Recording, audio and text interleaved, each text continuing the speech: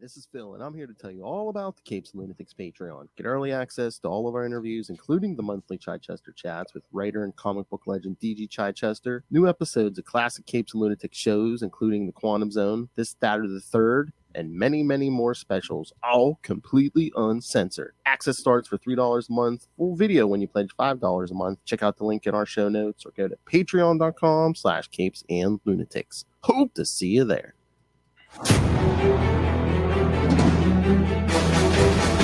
Hello, everyone. Welcome back. It's been a while to your monthly dose of Capes Lunatics International. I am Phil. Joining me, as always, it is the High Priest of Conchu, the man you know who plays with himself all the time on YouTube. It is. Hey, everybody. Yeah, no, and I don't even have an OnlyFans account. Welcome. Welcome, one and all. Hello, Phil. How you going? Hey, Dave. Hello. How are you? Hey. Happy to be here.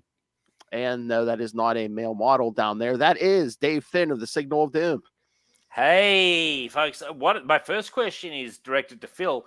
What kind of videos do I get for $5, man? Like, what are you showing me? Showing much skin, or $5 in the Patreon? What am I seeing, man? You gotta pay more than $5, man. Whoa. You know what? You get access to all the old videos when we were doing the worst superhero movie brackets. Charlie Esser was topless, so I mean, you can get some. Wow, you do get boobs. You do get boobs, wow, Dave. Man, boobs. Okay, yeah, righty-o. Hey, at least we're seeing something for $5. You know what I'm saying? Like, that's it. Yeah, gotta see something. Great to wet be that whistle. Here. Yep. Great to be here. I was just as we were about to record, we were off air, and I was in the middle of a rant, which is, I'm not going to name names, but I will say adults out there, i.e. above 18, and dare I say, even anyone above fucking 15.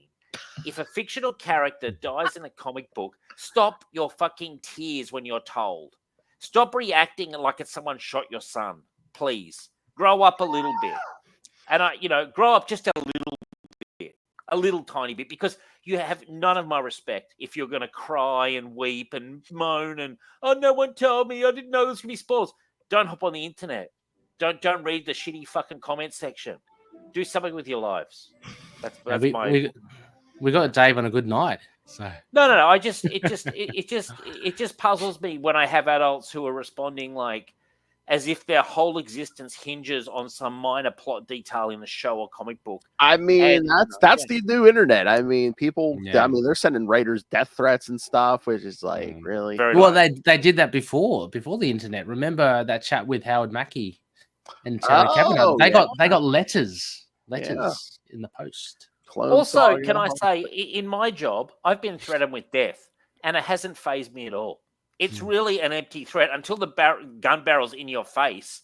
It's mere words. Could be the Sixth Sense, Dave. Maybe you're already dead. Maybe this is all a figment of your imagination. In which case, I'm absolutely fine. But it's a pleasure to be here discussing Hulk, 2 issues of Hulk. Yes. Two very random issues, can I say? Who picked these, man? Like, it's October, baby. It's October. Oh, it's like Halloween. Yeah. I was like, why are we doing these ones? Like, you know what? I was kind of like, why skip 361? Like, I mean, but yeah, I can see that. I see. Yeah, and I had completely forgotten 360 isn't even a Peter David. It's like a guy. No, Bob Harris. Bob Harris. Yeah. I have an interesting internet tidbit that I fell upon. Now I know Bob Harris. Was he not like at one point like the Avengers editor or something? He was an editor or something. He was a long-running editor at Marvel and a bit of a writer. Yeah. I saw this thing where Jim Shooter. You know how Jim Shooter like has a lot of sort of disputes. Yeah, he was quite stormy. I got onto this interview where he was slamming Bob Harris and Bob Layton, the Iron Man artist. Like, not Bob Layton. He's awesome. Really going after them. I have no context. Obviously, some dealings went badly at Marvel, but I was like, wow. I mean, this guy wasn't holding back. He was calling them like traitors and stuff. Oh, Jim Shooter. I mean, it seemed like a very volatile time around that time as well. Like, I even still remember the Doug Mensch chat I had with Doug Mensch, and he was just like, he was going off on Jim Shooter. Well, I mean, I think that's the whole rap around Jim Shooter's. Like, he was there. He had a vision. and he didn't care what feathers he ruffled. I mean, he was basically the Dave Finn of that office. He reminds me of me, the way you're describing him. I'm liking him. I'm liking the description. Yeah. Plowed ahead. Yeah. Oh, and when Lilith and I went to that convention this summer, Jim Shooter was there. Man, that man is very tall. Yeah, he's big. Yeah, he's big. Oh, okay. I'm like 6 foot. I was like looking up. I'm like, yeah. He's got really pockmarked skin as well. Like really bad I mean, he is skin. an older gentleman because you reckon he's Dr. Doom? Or even has some trouble moving. Oh, jeez. Right. Oh yeah, no, he's got the full on alcoholic nose kind of thing going as well. Oh, the kind of the red. He is an older man. He has trouble. It looks like he has trouble walking and stuff. But yeah. Oh, okay. He's sounding more and more like me. Yeah, like. But I just thought it was interesting because when I saw Bob Harris's name, it reminded me of this article I read recently where Jim Shooter was like got slayed. Like, well, it was like Jim Shooter said to be one step away from ordering a hit from the tone of the article. Jeez. But yeah, I did know Bob Harris. Was he at some point a Batman editor as well, or was he all Marvel? Because I know he was at the Avengers editor for a while in the 90s, for quite some time, I think. Yeah, it's probably the Avengers I'm thinking of. Wasn't he Fantastic Four as well at some stage? Maybe not. I think, I don't know. He got around. Or was he X-Men? Maybe? Yeah, I mean, he might have been. Actually, now I'm remembering my own story. I believe he was the X-Men, and they brought him over to the Avengers, and he tried to make them a thing. But anyway, it was interesting to see his name in the credits because I actually expected it to be Peter David because obviously it was one where Peter David was taking a rest. Yeah, I saw that and I was kind of like, oh no, how's this going to be? It's not it's not a Peter David, but it was pretty good. Sorry, Phil. I was going to say, I wonder if Peter David didn't want to write this issue just because we discover Betty Banner loses the baby. You reckon because Peter David wrote that pregnancy in, and then someone else is writing the miscarriage spoilers. So I wonder if that was something. Well, it was kind of an aftermath issue, though, wasn't it? Like because it had already happened. She's already in there. Yeah. Well, it's like 345 is when that gamma bomb goes off. 347 is when they start the Joe Fixit in Vegas stuff, and you hadn't seen Betty or Rick Jones in a while, so this is like the first time you see in a while you've seen them. So I see. Now I have can I do my brief spoiler-free Venom review because I watched it last night? Sure. Oh, yeah. So for those who want the full spoiler review, it's on Signal of Doom. I just put the episode up today. I gave it 7.5 out of 10. I've enjoyed all the Venom movies, like without loving them. I would give. Sorry, Dave. What would you give the first two? Like, if this was a 7.5, what were the others like? First one was probably a 7. I thought the second one was about a 7 as well, maybe a 7.5. Oh, so this one's a little better than the other two. Okay. I thought this one was it's fun. It's very cheesy. It's silly, but it's fun. You know what I mean? It's not a deep movie at all. Like it's quite comedic. They've toned down the comedy from 2 just a tiny little bit. I really enjoyed it. I really liked 2. I thought 2 was fun, and this was very much carrying on with that. And I honestly had a good time with it. Michelle liked it as well. Okay. It's very inessential. Like this is the kind of thing you'll put on, you'll enjoy it, and you'll sort of forget about it. Tom Hardy's good in it. There's also a good cast. It's quite small, the movie, in a sense. Like they stay in this Area 51 area, and most of the action happens there. It's not incredibly big. The special effects look good. Venom looks good. There's some other symbiote stuff. I won't ruin it, but it looks good. There's a monster that looks good. The only thing I will say is if you're expecting a deep story about Null, it's not there. Because he's there, right? Yeah. He's there at the start. You see him for 2 seconds at the end. It's really like he sends one of his agents, which is a monster, who's the baddie. Like, you see him, but he doesn't really do anything. Other than would that be a lead? They're using that as a lead on, right, for potentially more Venoms. Like, I mean, you wouldn't introduce Null. No, I don't know, man. Like, it very, very much is a wrap up. There is an Easter egg. There is an Easter egg for Flash Thompson, but you can blink and you'll miss it. I picked it up though, and I mentioned to Michelle. Gee, Michelle. She. I tell you what. Talk about missing it. She had no idea who Flash Thompson was. But it's there. It's there towards the end. But no, you don't get the like. They do tease him at the end, but it's kind of it feels like a bit of an empty tease. Any Spider-Man? I mean, apart from Flash Thompson, any Spider-Man? It's Sony. Why would Spider-Man be in there? No, there's none. Oh, well, they've still got Spider-Man. I mean, they've still got Spider-Man. At the beginning of the movie, the very beginning, he goes from where he was in the Marvel Cinematic Universe to his other universe, his normal universe, right at the start. And so it's quite a funny scene. The bartender that he's in the Marvel Cinematic Universe with talking to, sort of, it's like imagine like a different looking person, but quite similar looking, just to show that he's gone from one universe to another. Okay. Yeah, look, I enjoyed it. Like, it was, Michelle enjoyed it too. But it's silly and it's fun, and It was. Well, it sounds like it's on theme with the previous two films. So, I think after the first film, they thought, oh, we could really tune up the comedy, and I think that's what you got in the second. And there's a fair bit of comedy. They've dialed it down probably slightly, but I really liked that scene in Venom 2 where he was doing karaoke, and they do a flashback to that. Okay. It's a fun movie. I mean, Phil, I'll be interested to see what your thoughts are, man.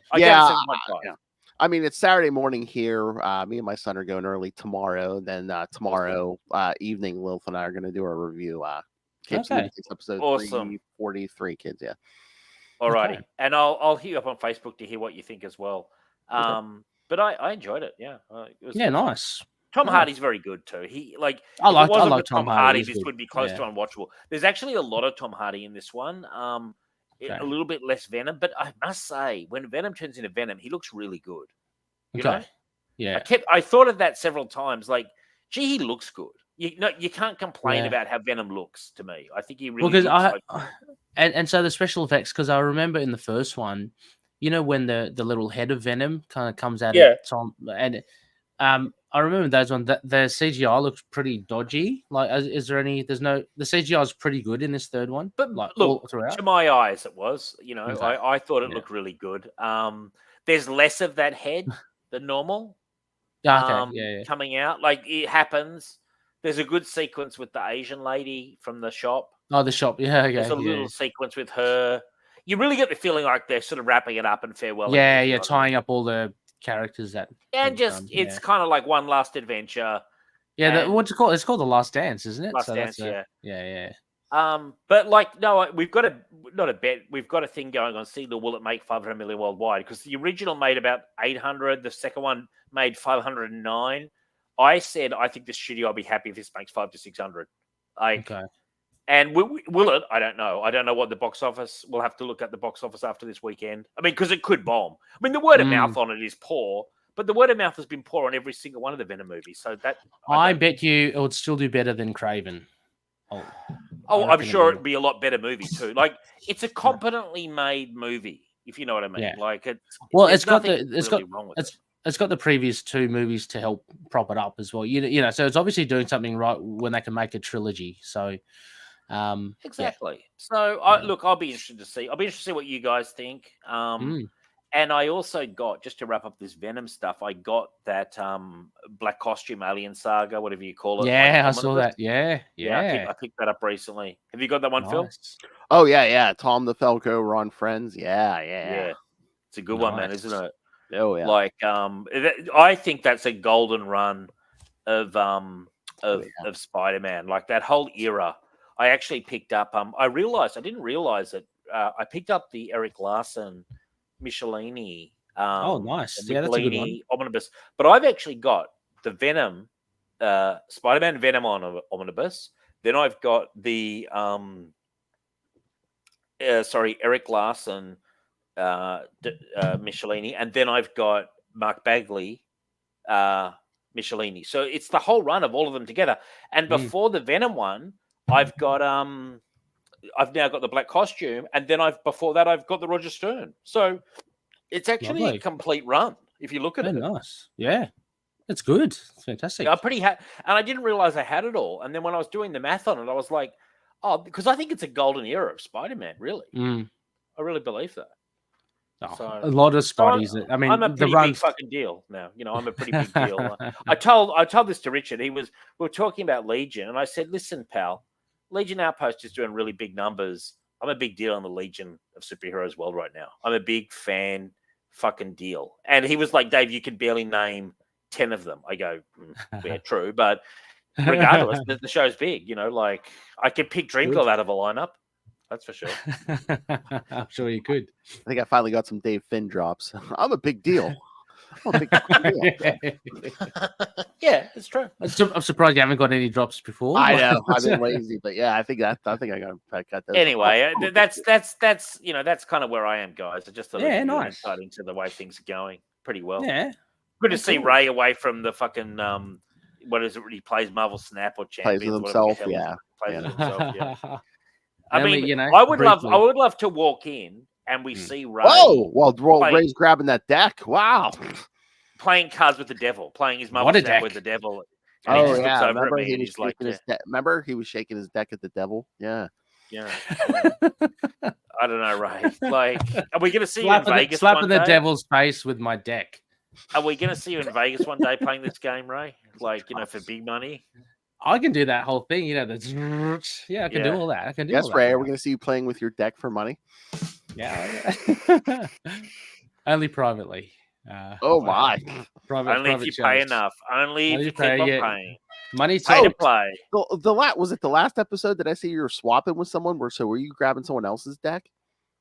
Oh, yeah, hand it over where I play with the other people's decks. Yeah. Yeah. It's a disgrace. But what can I say? That's Ray. I mean, we all know if we review the tape. Yeah, Ray was not here last show, fans, and no one's satisfied with his excuses. Like, hey, nobody. Come on, it was true.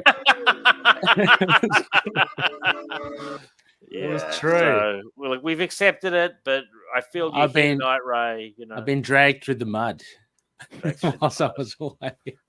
Jesus. But yeah, no. Look, you're talking about Spidey. I know with Venom and all that. I think I showed you, Dave, as well. Like I picked up Dave, you got it anyway. Brood Saga, X-Men, epic. Oh collection. yeah, it's good. Very cool. That's really good. I love that kind of era. That's good era, man. Was that 70s, 80s? It's quite early. It's 80s, but I think it's kind of early 80s. Yeah. It's good. It's good. That's a good. That's a good period for X-Men. Yeah. Really good. Well, actually.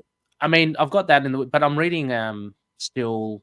I've got a Deadpool epic collection. I think it's Joe Kelly. I think it is, and just early X-Force. So Liefeld, Fabian Nicieza. It's a lot of fun. It's good. I think that Deadpool Joe Kelly run is some of the most entertaining comics I've ever read. Oh, I rate it so highly. Absolutely. Yes. Yeah. Yeah. It's very good. It is very good. People Deadpool's very polarizing. People kind of they either like him or there are a lot of people that just really can't stand him. I think it's because of the humor, but there's some really good comics dedicated basically to him, people are lucky that they're not in a police state run by me, because if they made those comments about Deadpool, they would find themselves terminated. Hung. Well, I think not everyone can rate Deadpool. It's like there's a certain art to rating Deadpool. Yeah. And like Dave said, I think Joe Kelly nails it. Yeah. Oh, he does. Yeah. He's so good at it. Like another good Deadpool run is Cable Deadpool, which I think is I loved it. Yeah. I want to get the omnibus for that. It's a really good run. It's underrated actually. But see, I would consider that. I would consider Joe Kelly, Jerry Duggan, and Fabian Nicieza in Cable Deadpool are my favorite runs. Jerry Duggan. There's a lot of poor runs mixed in. Gee, some people have done some poor runs, especially recently. Some very poor runs, and frankly, people that should be drummed out of the business for just how poor they are. Okay. Yeah. I know. I'm past the point. Get my feelings or thoughts. Yeah, that's over. So Phil and Dave, maybe you're alluding to that. How is Cody Ziegler's? I only got issue 1. I didn't go further, but how is that? Is it no good? I don't pass. Remember. I can't remember. Dave can't remember. I did read one, but it was very forgettable. But there've been a lot of forgettable Deadpool runs recently. I must. 4 runs.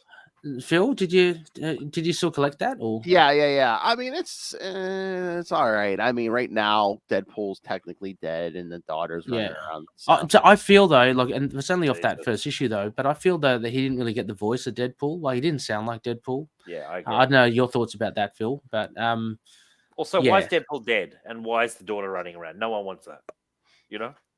Nobody wants that. Nobody wants it. This is Ironheart all over again. Speaking of hot takes, this Wednesday night, Naomi. it's probably gonna be Thursday morning for you guys, but Wednesday night, yes, Lilith and I are going to throw our Ultimate Spider-Cast episode the party because it's Zeb Wells' last issue. So I love it. Nice. Good. We're gonna be all about this farewell to Zeb Wells. So. And speaking of Joe Kelly, isn't he doing a run after that? Like yeah. Eight Deaths of Spider-Man. Yeah. Oh, awesome. Yeah, which we're going to do on the show. Actually, I'm going to be doing those issues. Nice. Zeb Wells' run is just terrible. Like I checked it a couple of times, and it was just like not getting Spider-Man. Yeah. Is Joe Kelly? Is he old? Like, how old is he? Is he still? He's probably in his mid-50s by now. Okay, so easy. He can easily. He's good. Yeah, I was gonna say that Deadpool run he did was like late 90s. So yeah. I've chatted to him a bit on Twitter and stuff. He's a really nice guy. He's actually a very nice guy, and seems very humble considering the amount of success he's had with all these shows, like TV shows as well. Like he did Ben 10. That was his show. Oh, with the Men of really? Action. Yeah. That's his show. Yeah. Oh, sorry. Is he Man of Action? Is that Joe Kelly? He's one of them. Yeah. Oh, okay. Him and there's a few others. So he's done Joe Casey, Joe Kelly, and there's a couple of others. So he's done Earth's Mightiest Heroes as well. Man of Action does a lot of that. Yeah. Awesome. And Ultimate Spider-Man and wow, great. They've been involved with sometimes their involvement is less so than others, but they did create Ben 10. That was them. So they created Ben 10. Wow. Yeah. That was their original property. There's another one as well that I can't think of the name of, but he's a cool guy. He's really cool. Okay, cool. Oh, nice. So yeah, look, I always keep an eye on his stuff because he really can turn in some really cool work. Yeah. You know what? 8 Deaths of Spider-Man. I mean, it's also gonna deal with Doctor Doom, the new Sorcerer Supreme. Yep. So. Yeah, awesome. Yeah, I'll be checking it out. You know what? That run's been garnering a lot of interest because Dave was asking me when that starts. I know Russell was asking me about it. So, I mean, a lot of people, I think, about to jump back on board Spider-Man now. That people want to hop back on board Marvel's flagship character. You know what I mean? They're sick of it being stuck in the second news lane. And but he's cool. Yeah, exactly. Yeah, I totally agree. I mean, but he's such a cool character. You can't not follow Spidey. I don't know. That's just me. Can I say something? You know what I'd like to see Spidey do in the next little while? Put on the black suit again. Why not? For a year or so. For a year or so. Why not? I love that suit. I'd be all down for that. I love that suit. I actually just they put out a wave of Marvel Legends to the Secret Wars, which includes the black suit, and also the brown and tan Wolverine. I ordered both. Oh, brown and tan, the brown and tan. Yeah, the Secret Wars uniforms of everyone. Yeah. Great era. Yeah. So great era. I love Dave Finn asking for permission to say something. That's like a guy kicking the door in and be like, "Can I come in?" Exactly.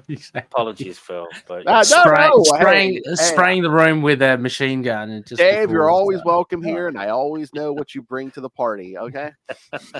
I'm in a good mood, so we're talking about Spidey. It's just hard to.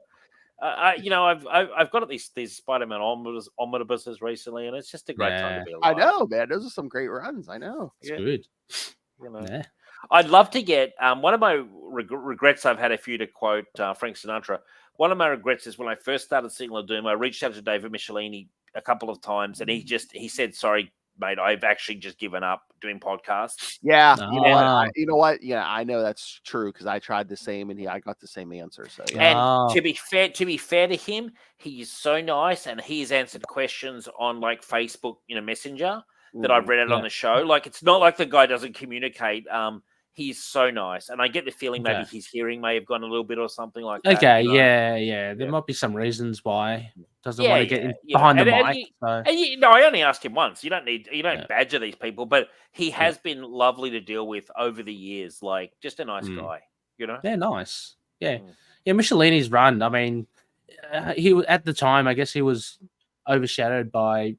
Artists were the rock stars back then in the 90s. He was good, man. But his run was good. I mean, he had McFarlane and Larson and I told him this. The first issue of Marvel Comics that I bought with my own money was an Iron Man issue of his. And I always remember it was him and Bob Layden on art. I always remember that. Like, yeah, well, I mean, we talked about this, Phil, didn't we? Like the Michelini did the Doom and Iron Man. Yeah, you know what? He both actually did one run, and then they did that Denny O'Neil run, and then Michelini comes back and does another run. Yeah. He did the original run back in the, I want to say 70s, and then they came back in the sort of mid 80s, which is when I got it. And I remember loving it. And then obviously I realized he'd done all the Spider-Man, and he's just a really good writer. He did some Chuck Dixon pointed me to some Unknown Soldier that he started that Michelini did like early in his career. It's really good. Late 70s, early 80s when he was just breaking in. No, I think he's underrated, to be honest. You know, in terms of like, he is. You know, people throw a lot of names around. I think he's in the conversation, you know. You know, and I think he was quite consistent. He's quite consistent. Like he was, definitely. Yeah, his quality was consistent. So he was a bench rock for a long time. A lot of Avengers too, I think. Yeah. Okay. Yeah. He should be on that mountain. You know, like where they do like the 10 creators. Oh yeah. David Michelini, Chuck Dixon, JM. Why not?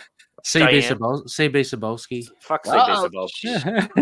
He'd be fucking down there on the ground in rubble with Brevoort, that coward. You know, like just walking around the ruins of greater writers trying to, you know, work out. You know, I had to dangle that carrot. Sorry. Don't get me started on Cebulski. Or should we say his real name, Akira Yoshida?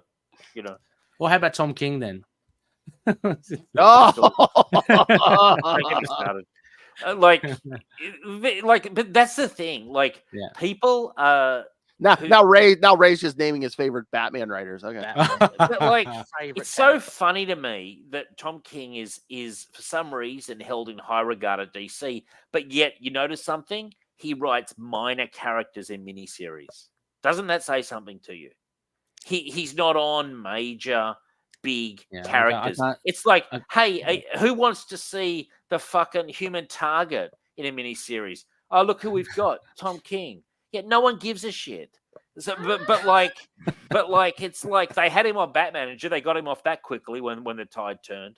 Well, he's like a critical darling, but then you read the work and you're like, a lot of it's very average. Again, a lot. I mean, a lot. It seems like that there's an art to writing the big flagship characters, and not everyone can do it. It's like some people, they need to stay on those smaller characters. It's like, I don't know where he's gone, but Bendis. I mean, Bendis. He's given up. Bendis is better on the characters he created. He tries to write someone else's character, and it's just I don't know. Look, I think he's given up. I just get a feeling like we've seen enough Bendis. Like, I don't mind that he's retreated into nothingness. Because he's got like a pretty good legacy, you know, with some really good runs, and that's about it. Just leave it.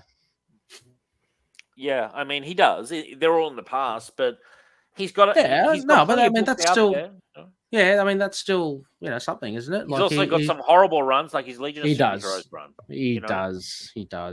Some terrible and he's brought characters to us like Naomi that no one wants. Naomi, the TV series, available on Blu-ray. Did he create Ironheart? Is that Bendis? Yeah. Yes. Yeah. It reeks of Bendis. Mediocre. It does Bendis. Yeah, it does. That was a guess. I tried to think of he created her during his Iron Man run. Yeah. Spot on. Yeah. I'm not missing Bendis one bit. Another good writer is, of course, Peter David. And we were talking about Bob Harras. Yeah. For that first Hulk issue, 360, the Bob Harras one. What you boys think? Nightmare and Despair. I thought David would have loved it because of Despair. Like, aren't you a big Despair fan? Like up there with Judas Traveler, isn't he? Like me. Despair. Yeah, I thought you liked Despair for some reason. No. I'll give you my thoughts on this. Like, it's a competent issue, but I hate these kind of issues that are in Dream. I think they're so cheesy. Like not only was this cheesy as in they're in dreams, and it's like the personifications of like all stuff that Neil Gaiman did. I know we're not supposed to say his name, but did a lot better.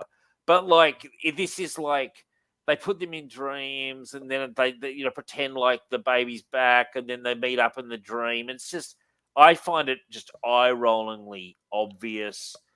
just lame as hell. It was kind of just a plot device because Bruce and Betty weren't together yet. So, they were still separated. Yeah. So, but like the idea of it is good. The execution is just so lame, and it has the two of them arguing about how to do it. Like, look, I get it. It's a filler issue. It's competent. I'd give it 6 out of 10. But in a lot of ways, I hate it because it's just so cheesy. It's so weird because there's like a major plot point happens, like the miscarriage. But meanwhile, you have a guest writer and artist on this. That's why I'm thinking something went down with Peter David, and he's like, "No, I ain't. You want to do that miscarriage? You bring someone in to do it. I ain't." Yeah, and so the editor probably Bob Harris wrote it, and I mean it's passable. Like it's not like oh my god, this is terrible. It's passable, but it reeks filler issue to me. Yeah. Well, right. I enjoyed it. I thought it was pretty cool. I haven't read that much like dream sequencey stories before. Like as you say, obviously Neil Gaiman. You've read them all, Ray. They're all like this, my friend. Yeah, but no, I don't get to see much of Despair as well, and I like Nightmare. I think Nightmare's a really cool villain. So for them to kind of fight, so to speak, the old things like they're doing comics, but to do it like just in the dream world, I thought was pretty cool. And the fact that it's actually kind of like not happened because Despair hasn't won and Nightmare hasn't won, so it kind of fades off into nothing and they'll forget about it. It just becomes like an actual dream or a nightmare. It's not. So I thought that was fun because then, like, you can imagine, so if you have a nightmare or whatever, is there some machinations of a supervillain in some other dimension doing it? You know what I mean? So it kind of like grounds like the purpose of Nightmare and Despair, the characters. So I thought that was pretty fun. The whole, now, look, that was written a long time ago. Like now you get the thing like the baby and it's in the pram and then it bursts out to be this grotesque monster. That's kind of stuff of horror. That was fun. That was the only scene in it that I liked where it came out. It was kind of hulkish. Because that would play into someone's fears, like Betty, that she would have a child that would carry the whole, genetics or whatever. Yeah, that was the only scene I actually liked in it. To be honest, okay. I thought that was. That was a good scene. I also kind of really liked how Despair calls himself is a bit of an artist, right? But I just like how slack he is. Like, he really builds up all these hope for Betty. And like, she's, Thunderbolt Ross and Talbot. Oh, you're back. Oh, you're alive. And, my little kid has a grandfather now. And Nightmare's going, what is all this crap? And Despair's going, no, hang on. I'm a master doing my stuff. And then he tears it all away. And it's like, oh, you bastard. I did kind of like that theme where it's basically just, Nightmare's like, oh, I get it. Then he tries something and Despair's like, no, he's like, I'm an artist. You're like a little, street art punk. And, this issue was kind of like some of my first exposure to Nightmare and Despair. So I remember thinking, oh, these guys must always work as a team like this, but they don't. So, more stuff. I'm like, oh yeah, I guess they don't work together usually. But yeah, one of my first encounters with the characters, I'm like, oh, so these guys are always like the Siskel and Ebert, like movie like a duo. I've never read a single comic with either of them. I don't think ever. Like really, never. Maybe Nightmare.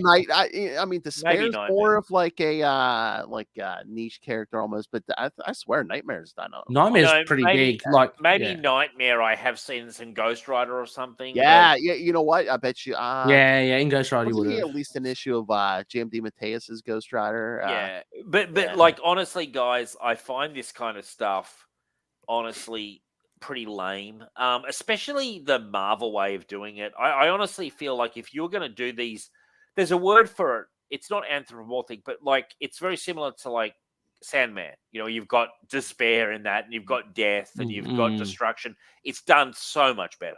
Like this is like the cheap cut price budget, like the Temu version. This is like the shit version that's pumped out.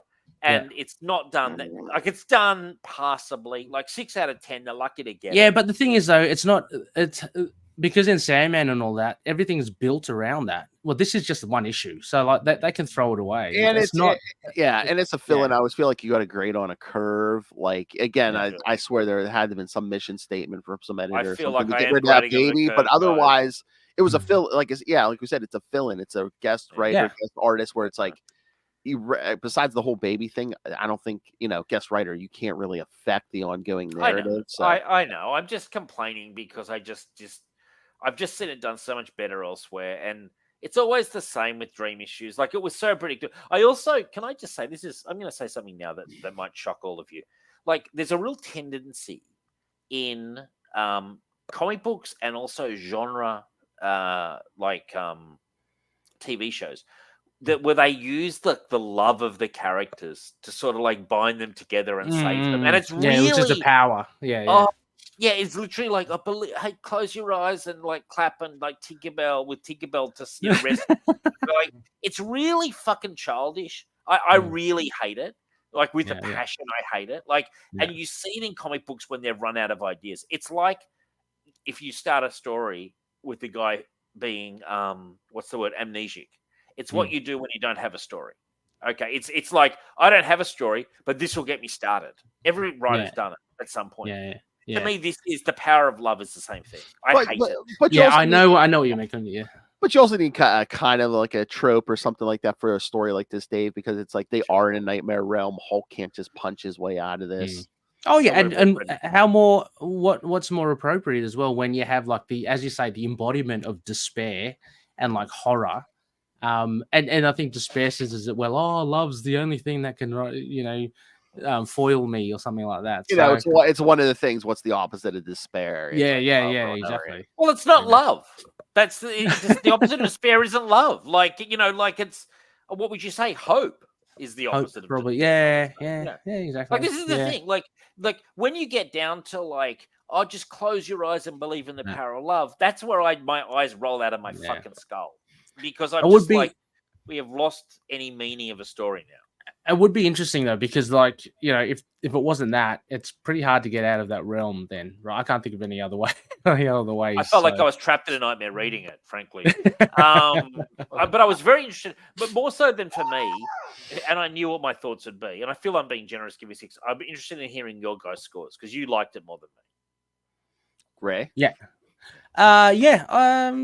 7 out of 10. I think it was actually probably not 6.5. It was good. Good boy, Ray. It was good, but I mean, it was good, but it wasn't like it wasn't groundbreaking or anything like that. But I really enjoyed it. Like you could argue that that there might be a bit too much dialogue, and that could be a little bit like of a slog to get through. But I honestly just read it. I enjoyed reading everything. So.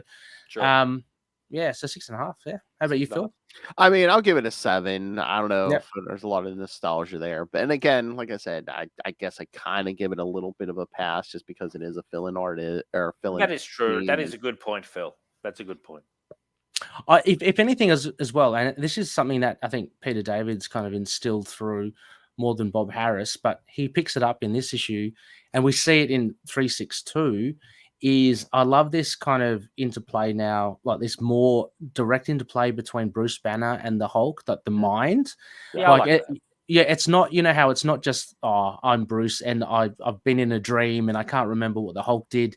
There's actually an interaction between the two. And I was just thinking about it. It's more so in 362, but it's when the Hulk actively influences Bruce and vice versa. Because they're two minds in one body. It is interesting. I tell you there was one other little scene that I liked in this. It was where I forget if it was Despair or the other guy, but one of them was guiding Bruce through, and he was changing from Bruce to the Hulk. Yeah. And he made a comment about it. See, if I was writing it, I would make that be a bigger part of the story because I thought that was a good idea. Yeah. And he just sort of mentioned it, how it was he was flicking between the two even in the dream state because they're vying for supremacy. See, I agree. I thought that was interesting. So there were two scenes that I liked. It was the baby turning into the Hulk and that part. I thought they were quite good. The rest of it, as Phil was saying, you've got to remember it's a fill-in. They've got to punch out 23 or 24 pages. And they've also got to tie up this thing with she's had the, I assume, miscarriage from Am I right? Yeah. And you've got to tie that up. Gee, they don't spend a lot of time on that, and they sort of wipe their hands of that pretty quickly. And then she's like, "Oh, I'm okay now." At the end, and you're sort of like, "Okay." That's the other thing I wondered that maybe like tied Bob Harris's hands on this issue is maybe. Because there's there's probably I feel there was an editorial mandate to get rid of that baby, so there's maybe a lot of editorial. Well, it wouldn't be the first time. They did a very similar thing with Spider-Man, didn't they? Yeah, at the end of the Clone Saga, they wanted everything back to status quo. Peter Parker's back as Spider-Man, and it's like, get rid of that baby. So, and I wonder now if they regret that because they've seen Batman and to a lesser extent Superman have a lot of success with their kids. Yeah. They've successfully, done it well, really. Yeah, I mean, like you see Spider-Woman, you see Moon Knight as well. Has Moon Knight got a kid? Does he have a kid? Yeah. Really? How old is his kid, Ray? A girl. I don't know. Oh, she looks older, maybe like 8 or 10 or something like that. Oh, so she's reasonable. Is it what's her name's? Is it Marlene's? Yep. Good. Yeah. Good. Yeah. Dave's already they're not in his life right now. Yeah, he's already picturing how she was conceived. Yeah, I am. I was literally that was my thoughts. But I thought it would make sense, and then potentially you can get Marlene coming back as the ex, and then the hijinks start. She's flaunting around the mansion and some. We mentioned Sydney Sweeney as Marlene, right? I'm sure we did. Yeah. Oh, yeah. By the way, speaking of Sydney Sweeney, I had to take this off the tracks, but they're doing a Sammy Davis movie where about Sammy marrying or relationship with Kim Novak in the late 50s, and Sydney Sweeney's playing Kim Novak, who was a bombshell beauty in her day. Oh, wow. And there's a lot of speculation on Signal of Doom, primarily by me, about who will play Sinatra and Dean Martin in the movie, because it was the height of the Rat Pack. Who do you think? Then? Who do you think? I came up with. I could only think of one person that I feel would do it well, and that's Bradley Cooper, play Sinatra. I think he'd be good Sinatra. Yeah. Well, who have you got, Ray? And Phil, if you Sinatra? No, I don't know. Who could play Sinatra in a movie with also starring Sydney Sweeney? It has to be a young Sinatra. Right? I think there's only one choice. I think it's Dave Finn. I would love to. Gee, I would love to get in there and. I pitched this to Richard. I said this should be the start of a series of movies about the Rat Pack and their relationships, and it could go from the late 50s, 57, 58, which is when it was really kicking up, the Rat Pack, through to the end of the 60s, and you could have actors playing Dean Martin's wife, and it could end with Sinatra doing My Way, and that's how you could wrap it up at the end of the 60s. That's good. Yeah, give me a sequence of movies like that. And you could use the same actors through it. That's almost, David, it's almost as good as your pitch for, like, Ghost Rider picking someone up from the airport. Yeah. Was that your Punisher? Yeah. and he picks up Frank Castle, he turns around to Frank Castle, and then he goes aflame. Yeah. I pitched that many times on the show to a lot of resistance from my old co-host Stuart, and I kept pitching it. Jesus Christ, I kept pitching it. Marvel Knights. I'm still pitching it. I'd love it. He had to have no bar of it. I threw in Moon Knight as well. I threw you a bone. Yeah, absolutely. Yeah, to get you involved. I said put Moon Knight in the back and potentially, now that I'm thinking about it, couldn't one of Moon Knight's personas was a cab driver, so he could potentially. Yeah, Jake Lockley. There you go. So I'm trying to get everyone in that cab, man. Oh wait, does Ray like Moon Knight? Oh, that's I guess. Marvel's Batman. Yeah, Marvel's Batman. Come on, that's glazed. That is a. I mean, what David Pepos called him, right? It's Egyptian Batman. Did he? Oh, no That's David Pepos, comic book writer. Yes. How dare you? How dare you?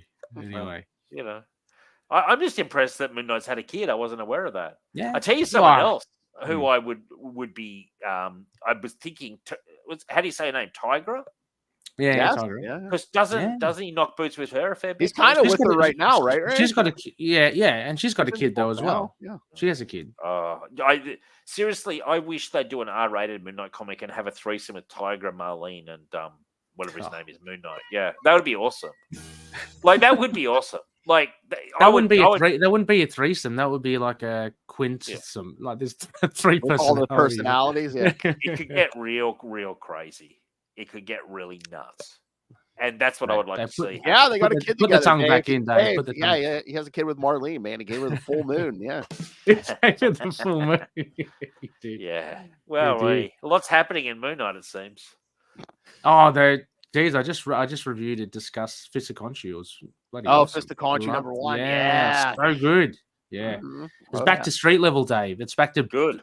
It's back to punching drug dealers in the head. It's great. Yeah, that's what I like to see personally. That's what I like to see.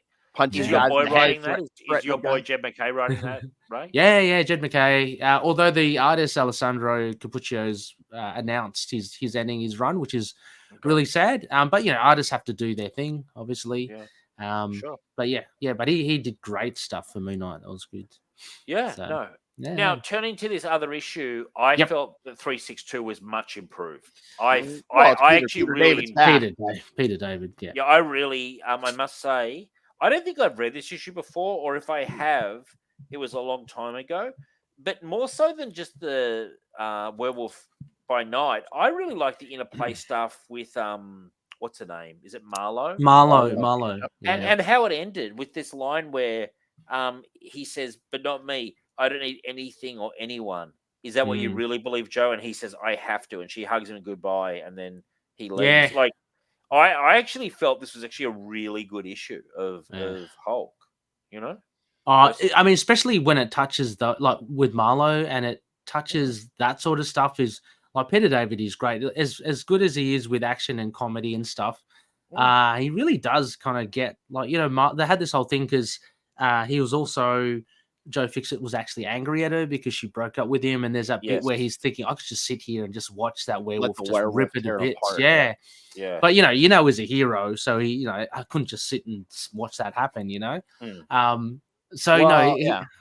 I would say I feel bad for Rick Jones because he starts dating her after this, and I'm just like, really? I mean, as a lover, you got to follow Joe Fixit. That's actually funny, man. That's a funny fucking comment, dude. It is funny.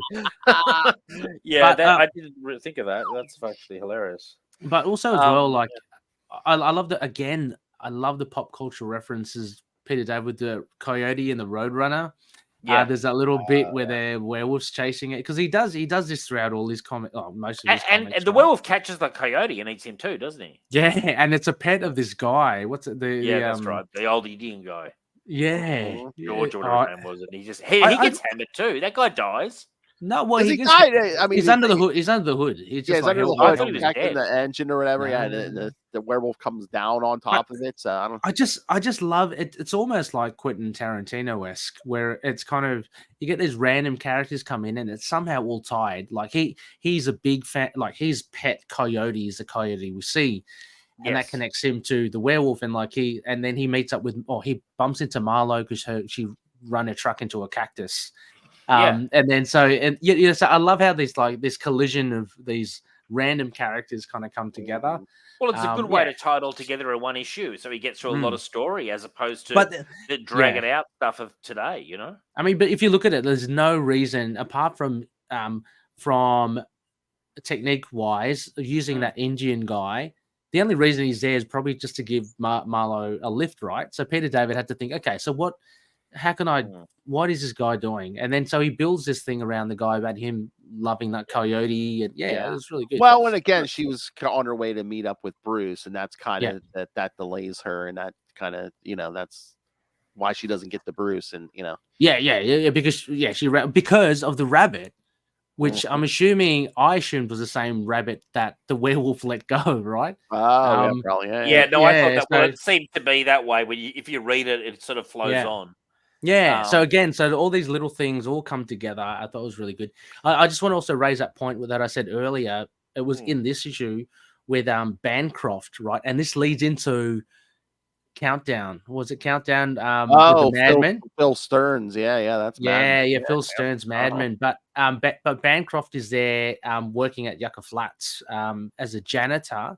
But I love it how the Hulk gives him a headache until he calls Marlowe, and then he's like, the headache's gone. Cool. Yeah, so I love this. Because we see that in the beginning of the issue. Where right before they're about to change at sunrise. Bruce and the Hulk are having a talk in their head, and it's and Joe's like, go, I want to see her even if it's through your eyes. And Bruce is like, no, I'm not gonna let you terrorize that poor girl anymore. And I've got a question. That's when the werewolf first attacks, and and then You know, Banner's like, no, they're like, the sun's about to come up, and even Joe's like, if we change right now, know, we're dead because Banner's not gonna be able to fight the werewolf. So yes, he's I've got a able to question. hold off So when he had to call Marlowe with the headache, I thought that was because of the werewolf attack, but that's the Hulk in his mind. Yeah, no, that was the Hulk exerting like, physical pressure. Right. Yeah, I wasn't. I got you because I thought at first that was tied into. I thought he was gonna be because he was in the middle of a thought. He was in the middle of a thought about the whole situation, and that's when the Hulk puts the pressure. So the Hulk in the head somewhere's pushing him to. I also want to comment. I really like the cover. I thought the art. The cover was really cool. I thought it was really striking and unusual looking, and look, I actually loved this issue. I'd give this issue like an 8.5 out of 10. I really enjoyed it. It was a good issue. Yeah, it's really cool because it's a comparison, isn't it? The very first thing I thought of when Jack Russell transforms to human and he finds that old abandoned facility, I'm just thinking, this is classic Hulk, right? Yeah. And so this is Hulk and Hulk. Fighting a creature in the desert and stuff. Yeah. And it was just I love the parallels between that. But I'd give it a solid 8 as well. Maybe even more because it just reads so well, doesn't it? And the art is really good too. Is that Pervs? It's Pervs, isn't it? Yeah. I don't know. People may or may not like Pervs and stuff. I do like Pervs. I don't love Pervs. I like Greg Pervs. There's a drop. That's actually funny. No, I really like the interior artwork on this. On this issue, I thought it was a really strong issue. To be honest. And again, this is 8.5. Yeah, this is why I love this era. This is why I love Joe Fixit. We get a Hulk with some intelligence and stuff because it's like Banner's like working at this facility hoping to find a cure for his condition, and he's like, wait a minute. He's like, Hulk has seemed to have no trouble with me working here. He's like, what if he's secretly thinking, I'm trying to get rid of him. What if he's thinking, oh, hey, maybe I'll find a way to get rid of Banner. Yeah. How crafty is that? That is so cool. And that is very Joe Fixit like. That's sneaky. Very Joe Fixit. Sneaky. Because when they started that whole Vegas storyline, the Hulk was Banner free for like 3 months. So he's like, And I loved how when the Hulk, he's talking to Banner at the beginning, and he can kind of stave off the transformation, and then when it goes to sundown or whatever, and Banner, it goes so quickly, and Hulk goes, "Oh, he's such an idiot!" Like, I could. He's like, I was able to hold it back this morning, but Banner couldn't hold me back for 1 second. Yeah. That was good. Can I say something, guys, that I think is really interesting? Like, at least from a personal level, when I got into Hulk as a little kid, it was the TV show, with Bill Bixby and Lou Ferrigno, and I loved it. Like I was a little kid. Yeah. Now, back in those days, there was a lot of Bill Bixby who was so good as Banner. He was just so good, I always thought of Bruce Banner like fairly high, because of that show. I didn't really read a lot of Hulk, but when you read more Hulk, you realize kind of Banner's kind of pathetic. And he's in a lot of ways, I don't just mean how the Hulk calls him pathetic, but he's got a lot of failings, and I didn't realize that until years had passed, because as a kid watching Bill Bixby wasn't pathetic. He was a man on the run. Well, that was one of the themes of Peter David's run. Dave is like. When he started exploring the multiple personalities, he's basically like, Banner was very repressed, and he's like, he would only let out certain emotions or certain sides of him through Joe. Yeah, it's interesting. Yeah, and exactly. Who was it that created the storyline where Bruce Banner had been abused as a child? Am I correct in saying this? Yeah, that was one of the ones like right before Peter David. I think that wasn't that one he's still doing in the cross. Oh, right. So it was. It was actually. I did. Yeah, Well, I mean, it's one of those things. It's one of those good things where someone else came up with it, but then Peter David kind of ran with it. Yeah. No, that's right. It was alluded to. Like, I'm surprised that. Oh, was that Mantlo? It could be Mantlo. Yeah. So I'm surprised that back in what I imagine was the early 80s that they would touch a story like that with the Hulk. It just shows you that they weren't afraid to explore. They weren't afraid. Topics. No, they do stuff like that, right? And that was Especially really good. Peter David, he wasn't afraid to do stuff. No. Yeah. Anyway, all I can say is it's like having read. I haven't read all of Peter David's Hulk run, but I've probably read a good 60% of it. I'm a fairly long way through my read. It's very good. Like, to be honest, like it doesn't let you down. If anything, it gets you start reading it at first, and it feels dated, but he hits his stride, and it's very good for a long time. And this is just this is kind of an example of how good his run is, really. But yeah, look, 8.5. I'm almost tempted to give it a 9, but it's great episode. Yeah, I'd say 8.5 as well. Just 8.5. But before I forget, I just want to say, like, as Dave mentioned, the Bill Bixby Incredible Hulk. For me as well, I grew up on that as well. And for me, for a long time, even getting into comics, Bill Bixby was Banner to me. So, like, he didn't really look 100%. Right to me in the comics because he didn't look like Bill Bixby. 100% agree. That's how I saw it. But yeah, 8.5. I think it was really good. I think the work that Peter David does with that relationship with the Hulk and Banner is amazing. It just continues through. The relationship with Marlo, he keeps that ticking as well. She's such a great character as well, and there's a reason why she kind of hangs around for so long. But also, by having this random Werewolf by Night, you would think is really a throwaway thing, but he makes this issue just really enjoyable. It's just, really cool. Just the way he constructs it. So, how about you, Phil? I mean, I'll agree with you guys. 8.5. Yeah, it was really great. I love, the story, just the, everything in it. Like we said, Hulk, Banner, Marlo, the werewolf. I mean, even the dialogue. I love the dialogue. When Joe's fighting the werewolf, and he's just like, "I don't think this guy can harm me." He's like, "But I better not take a chance of him biting me. I don't want to. Last thing I need is to be the gray werewolf of Yucca Flat." That made me laugh. I've got a question, Phil. I've got a question. This isn't related to Hulk. When they say Yuckton in the States, is that in Florida? Wait, what is it? It's like Yuckton, like Yauchtan. I think that's how you spell it. Yuckton, something like that. I'm not sure how you pronounce it. I'm not familiar. Okay. I'm just trying to work out if that's in. Might have to ask Lilith, right? Because she didn't she live in Florida? So. Oh yeah, she's in Florida still. Yeah, because she's still okay. Yeah, because I believe they got 2 big storms. Yeah, she was down. Yeah, wow. I'm hearing from the other room that Michelle may have the answer, so I'm going to go and ask her that question while you guys can. Okay, cool. No worries. Yeah, 8.5. I thought that was really good. Yeah. No, like we were saying, the Bill Bixby stuff. That was some of my first exposure to the Hulk, and then the first time I was monthly on Hulk, it was the Gray Hulk stuff. I was like, wait, why is he gray? Yeah. The Gray Hulk, it did take me for a bit of a spin as well. I love it. Yeah, no, we were just saying, like I said, like you guys, some of my first exposure to the Hulk was Bill Bixby in that series. Yeah. And then when I dove into the monthly Hulk, it was during Gray Hulk, and I was like, "Why is he gray?" Yeah, I was the same. It's Yucatan. Michelle doesn't know where that is. Yucatan. Where is that? Is that in Florida? It might be. Was it? Are you sure that's? Wasn't there a movie called the Train to Yucatan or something as well? I don't know. Yucatan Peninsula.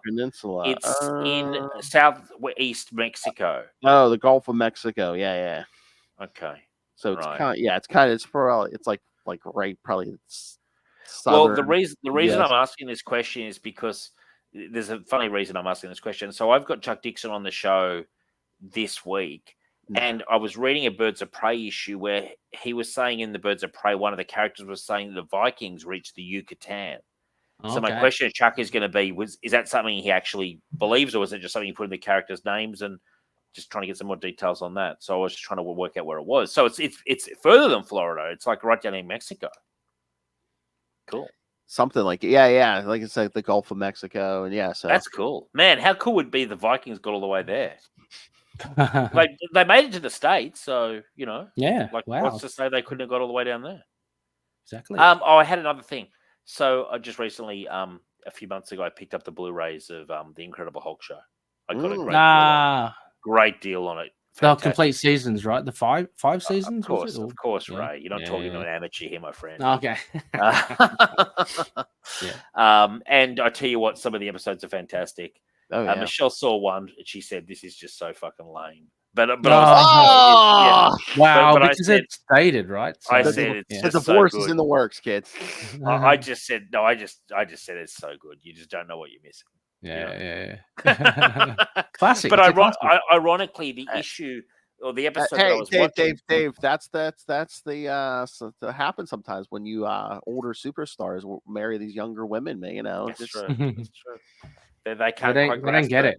They don't get it. It's like when Sinatra married Mia Farrow. She was 21 and he was 50, and Dean Martin said, "I've got Scotch older." Yeah. But no, but seriously, the episode that I was watching dealt with an abused child, and I remember that one. I remember that one as well. Yeah, it's a good episode. He basically just tosses the abusive father around that. Throws him around like a rag doll. Yeah. It's really good, actually. I used to love that show, man. It's a good show. That's a good show. It's a real shame that we lost Bill Bixby to cancer, because I think he would have really enjoyed like many laps of honor in the later years. Like I think really he would have. Like it's a real shame because he really carried that show on his back. Fantastic. Yeah, it's the same like Lou. Lou's had Farino's had involvement, and that's really good. Yeah. Definitely. Yeah, I thought I heard somewhere it's like after that series they did that, like what was it, like late 80s, like around 90, they did those TV movies. Yeah. And they did the last one. They did the trial. They did the Death of the Incredible Hulk, where he dies. Spoilers, but it's like I think they said they were going to bring him back, but then they were. But he was sick. Bill Bixby got sick. Yeah, he was already sick. Issues. Yeah. And I thought for a second you were going to say I've heard some rumors that he's alive still, or like come back from the dead. I was like, wow. I think Elvis. Yeah, he's pretty much. Yeah, he's gone. You believe it's not like an Elvis situation, Ray? Like he's not out there. Could be. I mean, he's off the royalties. He transcended, life. He's frozen. He's frozen somewhere. He's frozen. So they're pumping with those white eyes. They're pumping him full of like gamma. Gamma rays and like injections and stuff, trying to bring him back. Jeez. And then it all goes wrong, and then we're here. Marvel zombies. Be awesome. Yeah. But anyway, look, two really interesting issues. I thought one was far better than the other, but both are interesting. So it was a good pick from you, Phil. And I'm loving your Hulk theme, man, because I believe we did we do an episode of Hulk? Punisher and the Hulk. Hulk and the Punisher. Yeah. That's absolutely. Right. Thank you, Ray, for reminding me what we did, because I had almost forgotten. Yeah, no worries. Well can I choose our next ones? Yeah. Not allowed to be Moon Knight, Ray. No. I'm thinking X-Men. X-Men. I'll just maybe Claremont, Byrne. I like that run. Okay. Whatever you although I will throw it out there, guys. We can do whatever. It doesn't even have to be comics. Like if you guys ever want to do a Sydney Sweeney project to review, I mean, of what? Her body. Yeah. Sure. Oh my body of work. State. Why? I mean, there's plenty of projects out there where you can examine that in detail. Dave, yeah, so. And I have. So yeah. So the ball's in race court, and he's been told no Moon Knight. Although unless there's some Marlene involved. Does Marlene turn up, Ray? No, she doesn't take her top off, Dave. No, okay, you've asked me this already. I understand that, and that's annoying. But does she turn up anywhere besides Dave's dreams? But even outside of Moon Knight, like has any other character ever? No, I don't. I'm unaware of her being in any other opportunity. Because wouldn't it be good if she wound up on, like, let's say Tony Stark's arm, and then, like, you know what I mean, like, and then suddenly Moon Knight's kind of like the spurned lover. Yeah, exactly. Yeah, like I just feel like she feels like to me like a girl who'd date, and she wouldn't confine herself to just one man. Yeah. So if Moon Knight's, he's a complicated character with all these, whatever you call them, schizophrenic stuff and all that. And, she goes to someone a bit more stable. Like, imagine if she showed up at the stable X-Men. like Tony Stark. or like Wolverine or something. Like I'm just throwing ideas out there. Yeah. And I'm just feeling like you could then wind Moon Knight into the story. I thought Dave was going to suggest some kind of like mud wrestling match, three-way between like Marlene, Mary Jane Watson, and Karen Page. Ooh. No, but I'm just putting ideas out there, and I'm wondering if one of your pals, should throw that as at the Marvel retreats. Someone should pipe up. What about Marlene? Oh no, we're not using her in Moon Knight. No, I don't want her in Moon Knight. I don't want her in Moon Knight. I want her in something else. Get her in I don't know, what's it, the Thor book or something. Yeah, something. You know what? Maybe expand the idea that Lilith and I had. Like we want the Spider-Man marriage back, and then do the marriage and the honeymoon, and have it like drawn by like John Byrne and Todd McFarlane. Maybe do like a Women of Marvel thing, and just have swimsuit issue. Something where it's like maybe make it make a mini series. Have Byrne come in for an issue, have Todd McFarlane come in for an issue. Sure. Yeah, please. Yeah, great ideas. Great ideas. Dave's all up. He'd sign it. What's a Kickstarter? Dave's up for it. Anyway, I mean, but wrapping this up with a bow, and Ray, the ball's in your court, my friend, and you're talking X-Men. I like how you're talking. I'll do X-Men. I might do more classic era. So happy with that. Good stuff. Good stuff. I thought for sure he was going to say, I want to do maybe 90s. That Ben Reilly Scarlet Spider. I thought he was going to speak. I did love Ben. Chasm. Awesome Peter David, Ben Reilly. Let's just do more Chasm. Chasm. No, please. I wouldn't mind more Kane, but like I'm not that I'm going to suggest that, but Kane was pretty good. I really enjoyed that. I really liked that run we did recently. Phil, that you recommended. I thought that was a really interesting run. The Yoast one, the Stephen Chris. Yeah. I honestly, my expectations were so low, and I was really impressed by what I read. Yeah, to be honest, but it was a pleasure to read. And actually, that character has low key become one of my sort of low key Spider-Man favorites now. In the family kind of thing. Yeah, it's pretty good. Before we go. Is anyone excited for Spider-Verse versus Venomverse? I know I am. That was the new event they're going to do in May 2025. No. Oh, no. I've not heard of it. Wow. Yeah, Spider-Verse. Oh, go ahead. It was announced that sounds pretty cool, actually. I think it was announced at New York Comic Con. All at least this is like the screen, and it's like Spider-Verse versus Venomverse. Ooh, that sounds good. And it's coming in May 2025 What did you see what they're doing? Did you see what the event they're doing before that? Emperor Doom. Cool. Yeah, Emperor Doom looks good. Yeah. I'm down for that. I love Dr. Doom, so that's cool. Yeah, Doom's awesome. So. Great character. Yeah. But I just wanted to throw it out there, guys. It doesn't always have to be comics. If you guys ever want to throw out something else or like a movie, what else is there? Yeah, I guess. Or if you just want to talk news, I mean, I have a feeling Dave Finn can fill an hour, even when people don't. I can, but like we're going to talk news. Like, let's get in the Middle East situation. Let's talk about not that news. No, pop comic news. News.